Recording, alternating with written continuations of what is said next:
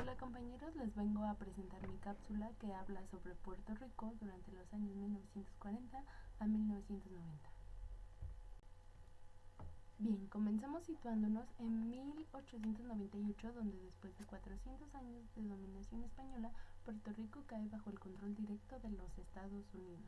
Sin embargo, este no fue incorporado en la Unión y ninguna autoridad aceptó jamás que Puerto Rico pudiera ser independiente. La dependencia de la isla continuó durante el siglo XX bajo una nueva potencia cuya cultura era ajena. Después de 90 años bajo la bandera de Estados Unidos, Puerto Rico seguía siendo un país latinoamericano de habla hispana con un sentido claro de la distinción cultural y política del sistema del que formaba parte.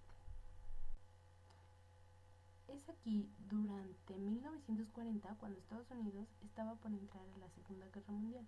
El poder ejecutivo en la isla seguía siendo ejercido por los gobernadores nombrados por el presidente norteamericano, y el sistema educativo estaba comprometido con la idea de la americanización. Es durante estas mismas fechas y después de la caída del azúcar cuando Puerto Rico empieza a presentar interés en resurgir el nacionalismo de su isla. La economía de la isla se había visto principalmente afectada por la crisis en la bolsa de valores de 1930 y la industria azucarera estaba en decadencia. La pobreza y el descontento eran grandes, la violencia política iba en aumento y los movimientos a favor de la cultura hispánica estaban cobrando fuerza e influencia. La economía de la isla experimentó una transformación todavía más profunda bajo el control de los Estados Unidos de América. El azúcar logró sustituir al café y al tabaco como principal cultivo de exportación. Parte de la economía fue convertida en sistemas de factorías agrícolas, lo que provocó una gran división de clases y con eso una gran división de partidos políticos. El Partido Socialista se fundó en tiempos de la Primera Guerra Mundial y posteriormente se creó el Partido Nacional, que era pequeño pero era demasiado influyente en la isla.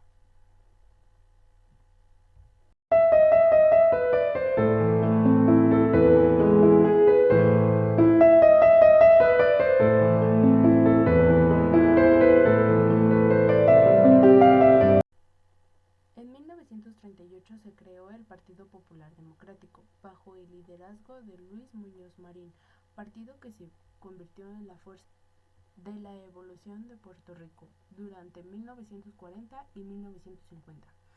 Comenzó la decadencia de los partidos republicanos y socialistas. Muñoz Marín había ocupado una posición ventajosa por su capacidad de entablar relaciones. Su dominio del inglés también era útil en sus tratos con Estados Unidos. El Partido Popular era un partido de masas y tenía una facción partidaria en la independencia. En 1942 se crearon la Compañía de Fomento Industrial y el Banco Gubernamental de Fomento como mecanismo para estimular el desarrollo industrial de la isla. El mandato de Muñoz intentó abordar la tarea de resolver los problemas fundamentales de la pobreza y la búsqueda de la igualdad social.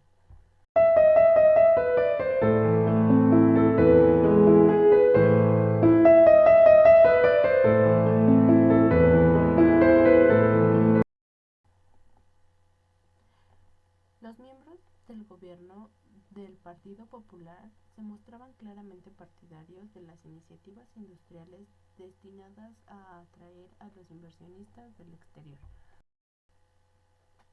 Aunque los programas de reforma agrícola que se iniciaron a principios de los años 40 dieron por resultado una redistribución moderada de la tierra mediante el sistema de explotaciones agrícolas de beneficios proporcionales nacido del Land Authority Act, Ley de Tierras, así como la reducción de algunas grandes propiedades azucareras de las compañías.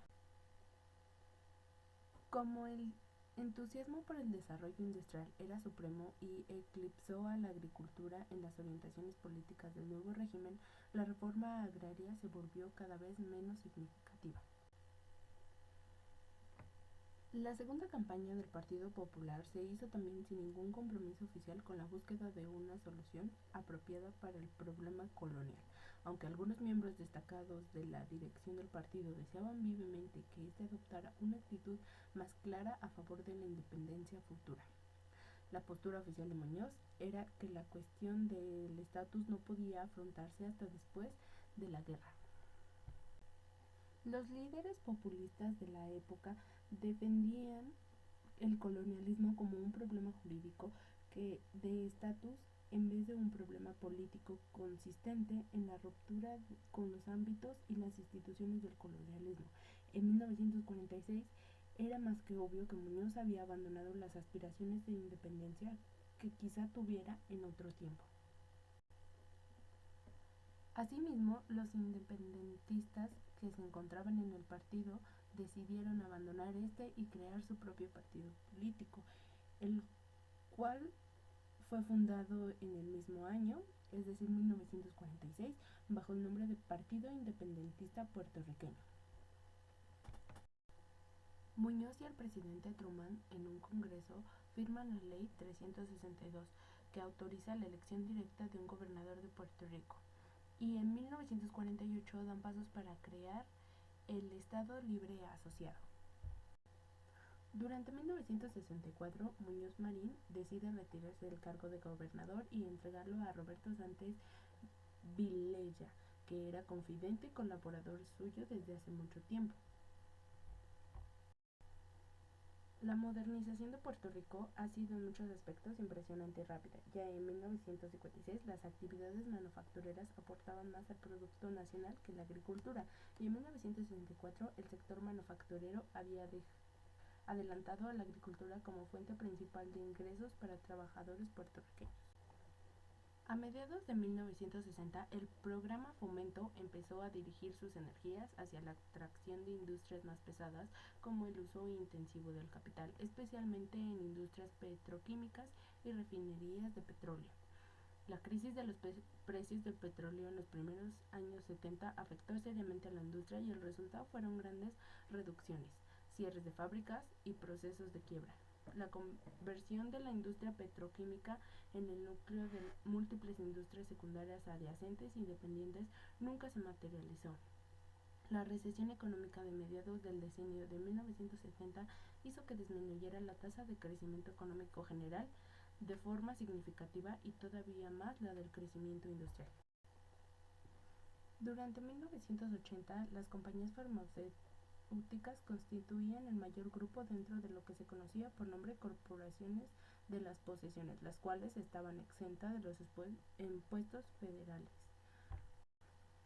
Es importante recalcar que en los años posteriores a 1983 se produjo una gran oleada de inmigrantes hacia los Estados Unidos por parte de Puerto Rico, por las facilidades que había para entrar al país.